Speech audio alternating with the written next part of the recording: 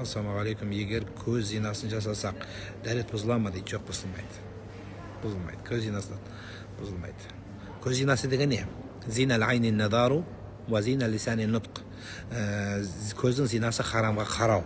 Харамға битеп қарап, Playboy деген журнал бар. Со Playboy деген журналға битеп қарасаң дәрет бұзылмайды. Бірақ енді бір нәрсе шығып кетсе денеңнен бұзылуы мүмкін. Бірақ бүйтіп қарағаннан, ана ұзын секретаршаның аяғын көрсең, ондан бұзылмайды. Бірақ қарай бер деген сөз емес ол. Ол күнә болады. Сол үшін көзді сақтаған жақсы болады. Өйткені көз санаға әсер береді.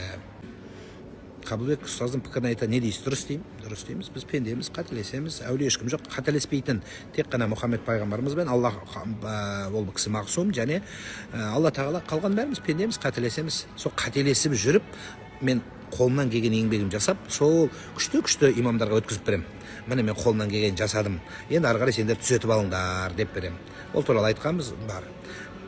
Ешкім күнәдан қалып, ешкім таза әулие емес. Сондықтан біреудің артын шұқымай, ең жақсы қолымыздан келген жасай берген жақсы болады. Жаным, жан деу, күнәма, жан деген жынның атасы деген рас па? Жоқ, айта береді. Сөз ол, бұл сөз. Айта беріңіздер. Сол жан деп айтпағаннан кейін проблема болып жатыр бізде.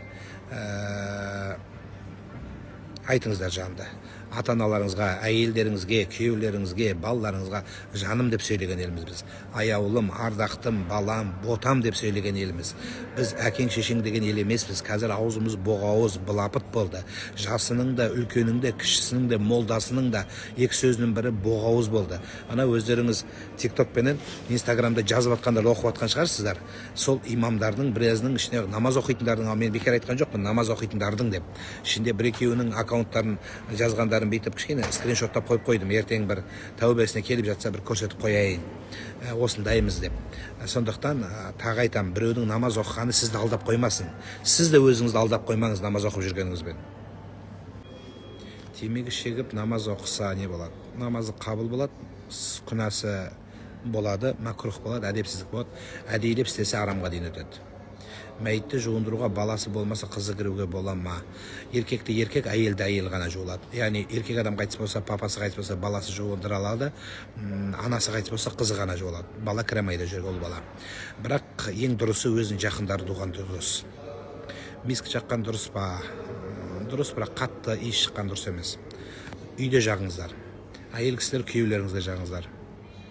Ұстаз қатынның әке шешесі нервқа тиіп бітті, не деуге болады оларға дейді. Сөйлесу керек. Нервқа тигенде әртүрлі нәрсе бар. Сен олармен сөйлеспе, сен әйелмен сөйлес. Сен әйелмен ортаңды жақсы қыл. Әйел сенің жарың, оған жақсы сөз сөйле. Ол өзі мамаларына қой деп айтады. Енді сен өзің әйеліңмен де онша болмасаң, әлбетте басқа үлкендер қосылады. Ақыл айтады, тартады. Ондай болып жатса сабыр ету керек.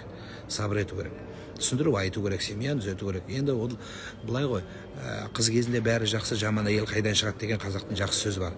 Өздерің үйленіп аласыңдар, содан кейін ой, бүйтті араласты, мынау араласты, бүйтті сөйтті. Араласады, енді не істеу керек енді? Сөйлемей аузын жауып тастауға келмейміз ғой енді. Сөйлеседі, айтады, үлкеннің аты үлкен, іштен кетпейді. Үндемей бір сөзін қабылдасаң, бір сөзін қабылдама. Бізде анау нерв шыдамайды да, бір 2 күн 3 күн айтады. Маған да айтып жатыр, аузына келген ақ ит кіріп көк шығып, не қылайын, жарылып кетейін ба? Сендерге маған бүйтіп сөйлейсің, не істейді, бәрімен расына-рас шақырып, бүкіл бәрімен төбелесе берейін ба, пышақтығып? Бола ма сол? Сондықтан не қыласың, үлкендер сөйлейді қалады. Оған мән берген меніңше шәл жақсы нәрсе емес. Үлкендерді тыңдай біліңіздер. Діннің өзі негізгі мағынасы да осы да. Түсіністікпен қарауда, үлкендердің көңілін табуда. Мысалы өзің ойлай, сен балаң сен айтқанды қабылдамаса, мен өзім білем десе, енді не болады, өмір қалай болады? Сенің жанұяңда тура сол сияқты үлкендер сөйлесін. Сәл сабыр қыл, шыда. Ода тұрған ештеңе болмайды. Бізде сөйлемеу керек, ешкім маған айтпау керек, ешкім маған аузын ашпау керек деген сол дұрыс емес ол. Сөйлейді. Президенттерге де сөйлеп жатырмыз, маған да сөйлеп жатыр, менен зорға да сөйлеп жатыр. Сөйлейді, не дейді? Ауыз болғаннан кейін қазақ айтады, ерікті ауызға бөрікті бас сияды дейді жаным. Сондықтан айта береді, үлкен, тем более сенің жақындарың сөйлесін, ештен кетпейді. Қайын жұртты құрметте, мен ол айтылған осы жерде аккаунтта видео бар. Сен қалайсың ба? Сенің әйелің, сен әке шешеңді сыйлауды қалаймыз, бәріміз қалаймыз, тура сол сияқты сен де оны сыйла. Сен де сыйла. Бір сұрағым бар еді, жүрекпен емес, әйелді ақылмен таңдау дұрыс па? Екеуін қосып таңдаңыз. Мынамен таңдайын ба деген болмайтын шығар. Жүрегіңді тыңдап отырсаң, күтіп қалуың мүмкін. Жүрегіңне де, ақылыңмен де бәрімен таңда. жалғанған тырнақпен қайтқан кісі атына дұға оқыса қабыл бола ма дейді. Әлбетте, неге қабыл болмайды. Адам пенде, қателеседі, күнәсі болады. Қандай күнәсі болса да дұға қылу бізге міндет бауырлар. Жасай беріңіздер. Тырнағы бар ма, тырнағы жоқ па, Алла өзі рахымын алсын. Адам мәйіт алып бара жатқанда тиын шашуға бола ма? Тиын шашу қуаныштың белгісі. Шашу. Жақсы болды, ура, өліп қалған дұрыс болды деген не үшін шашасыз? Ура, өлді, рахат болды деген сөз бе? Не, дұрыс емес ол. Тиын шашпаңыздар. Тиынды жағдай жоқтарға беріңіздер. Жағдай жоқтарға бер. Ағайын туған туысыңда жағдай жоқтарға. Мейлі өлген адам 100-ге келсін, мейлі 120-ға келсін. Бәрібір дұға қылу үшін керек оған. Сізге дұға қылыңыздар. Мешітке кірген кезде нәпіл намазын бастап кеткенде қамат айтып парызға кірсе, барлығымыз аяқтап кіреміз бе, или сол жерде нәпілді тоқтатып парызға жамағатқа қосыламыз ба? 2-3 вариант бар, 2-3 пікір бар бұл туралы. Егер бірінші рекетінші қаттан асып кетсең дейді, жартысынан, онда оқып бітіресіз. Егер жаңадан бастаған болсаңыз, барып ұйыған, жақсырақ деп айтқан пікір де бар. Жоқ тез оқып бітір деген де пікір бар. Кекіретін болсаң дәрет бұзыла ма дейді. Жоқ, бұзылмайды. Аластау Құран, дұға, тұзбен болады, ода тұрған ештеңке жоқ. Передсенсті күнелердің арқасында ма, жоқ сынау ма дейді. Ешкім айтамайды мынадан деп. Алланың рахымдығы да болуы мүмкін. Даже бала болмау Құдайдың рахымы деп те түсіндіріледі. Неге? Өйткені біз білмейміз қай жерде бізде Құдайдың рахымы бар, қай жерде бізге Алланың жақсылығы. Сондықтан біз білмейміз, Алланың рахымына қойған жақсырақ болады. Бірақ дұға қыла беріңіз, үмітіңізді үзбеңіз. Жақсы жағын ақылмен ұнатып, жүрегім қаламаса қалай болады дейді. Жүректі Аллах Тағала Құранда ауытқушы деген, ойнаушы деген. Жүрек тоқтамайды. Жүрек түске дейін біреуді жақсы көреді, түстен кейін біреуді жақсы көруі мүмкін. Сондықтан ақылға сыйынғаныңыз дұрысырақ шығар. Жаназа шыққан үйде неге айна тывыларды жауып қояды? Бұл әшейін бізге әдет болып кіріп кеткен нәрсе, бірақ негізі шариғатта жоқ нәрсе бұл. Емізулі анаға ораза ұстауға бола ма? Егер емізген балаңыз 2 жасқа жақындаған болса, онда болады. Церковьқа зерттеу мақсатына кіріп көруге бола ма? Болады. Бас сүйек ілініп тұру ширк па? Үйдегілер айтсам бақабиссің дейді. Енді кейбір жерлерде бас сүйектеліп қоятын әдет бар. Бұл жоқ бұндай нәрсе. Мұсылман адам оны жасамайды. Күйеумен ажырасып дейді, қосылып жатырмыз. Бір ата-анам қарсы, енді онымен қосылмайсың дейді. 1 жыл болды, 1 баламыз бар, 2 айлық не істесем болады. Күйеуім қазір сөйлеспей жүрміз. Сөйлескенің дұрыс жан. Ата-анаң айта береді. Күйеу, басқа күйеу жоқ. Сол күйеу менен бағың ашылсын жаным. Содан перзент көріп отырсың. Үлкендердің қосылатын жері бар, қосылмайтын жері бар. Егер сен ұрып, соғып, басыңды жарып өлтіріп бара жатса, онда үлкендер араласады. Ал енді өзің ұнаған, өзің қазақ айтпақшы сүйіп қосылған жарың болса, одан үрім бұтақ тарап атса, несіне қашасың? Ол сенің жарың жаным. Одан басқасын таппайсың. Құдай сонымен бақытты болуыңды нәсіп етсін. Ұстаз, ерте қыздығынан айырылған қызға не дейсіз? Құрбым бар, күніге жылайды. Мен жақсы көрген жігітке жата алмаймын, қорқамын дейді. Үлкен жігітке алданып қалды дейді. Енді оған айту керек, болары болды қарындасым. Болары болды, бояуы сіңді. Жылағаннан ештеңе қайтып келмейді. Тәуба қылсын, өмірін өзгертсін, өмірлік сабақ болды, отбасыда. Енді ары қарай өмірім түзесін. Енді онға жылағаннан, төбелескеннен ешқандай пайда бермейді. Үйде береке кіру үшін не істеу керек? Әйеліңмен жақсы болу керек. Әйеліңмен жақсы болсаң, үйіңе береке кіреді. Үйде әйелмен жақсы болу керек. Үйге берекені кіргізетін әйел. Қазақ халқымыз жақсы сөз айтқан. Біздің қазақтан сөз қалмаған өзі. Дүние таппайтын еркек болмайды, құрарын айт. Бала тумайтын әйел болмайды, тұрарын айт дейді. Сондықтан әйелдің, еркектің тапқан дүниең берекелді болсын десең, үйдегі әйеліңмен жөн бол. Сонда үйге береке кіреді деген атан қазақ. Үшін үйде берекені сол құрайтын әйел. Әйелменен ерегісіп, әйелменен жағаласып, ол ақшаны өзінше тығып, сен ақшаны өзінше тығып, әбер таппайсыңдар. Сондықтан бұл ең жақсына бір-бірін түсіне білу керек, сол қайырлы іс болады. Сопылық жайлы айтасыз. Сопылық бар, рух тәрбиесі, адамның рух тәрбиесі нәрсе бар, оны ешкім жоққа шығармайды.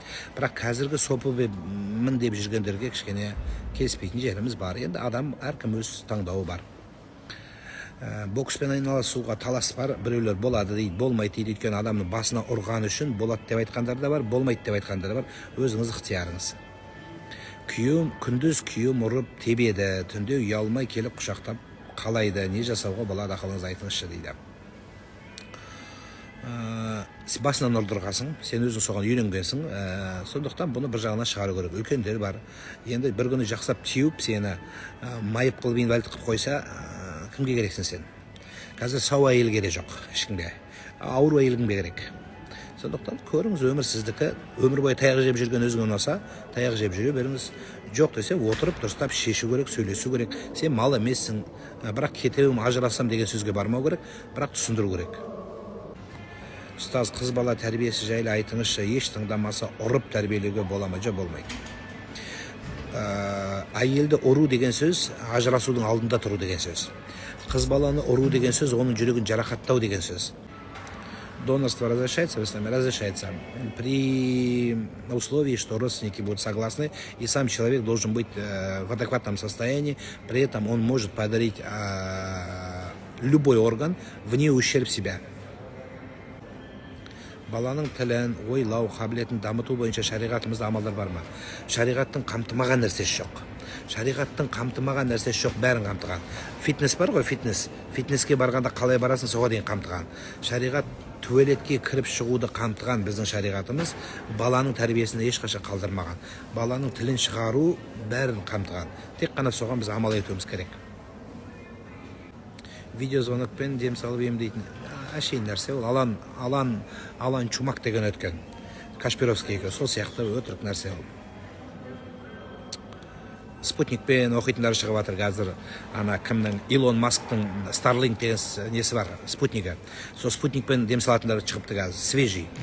Украинадан салады, Америкадан, Нью-Йорк штатынан, немесе Вашингтоннан тұрады да, спутникке жібереді, Иридиум деген спутникке. Сол Иридиум спутнигінен немесе кімнің Thuraya деген, Люстра деген нелері бар, спутник арабтардың, сол арқылы дем салатындары бар, өтірік нәрсе. Балаға азан шақырып ат қою міндет. Балаға ат қою міндет, бірақ азан шақыру міндет емес. Азан шақырған жақсы болады, сауапты болады. Жолдасымның бір жыл болды, табысының берекесі болмай кетті. Ағайындарыңызбен қалайсыздар? Ата-аналарыңызбен қалайсыздар? Туыстарыңызбен қалайсыздар? Көрші қолаңызбен қалайсыздар? Соларменен жақсы болғанда ғана береке келеді. Әйтпесе, жаңағы әркіммен жағаласып, берекет табылмайды ешқашан. Одан кейін ісіңізге қарап көру керек. Не істеп жатсыздар? Қандай іспен шұғылданасыз? Осы нәрселер қамтиды. Мен үш қыздың мамасымын. Кейде ашумен ұрып жіберемін. Мамасы да ұруға болмай ма? Енді ұрудың өзінің орны бар ғой жан. Ұру дегенде біз қалай десем болады? Қолыңыз қатты тиіп, мысалда, жазатайым бір жағдай болып қалса балаңызға. Сол өлгенше өзіңіз жеп қойсыз ғой. Баламды неге ұрдым деп жеп қойсыз. Содан балаңыз майып болса өлгенше бетіңізге басады.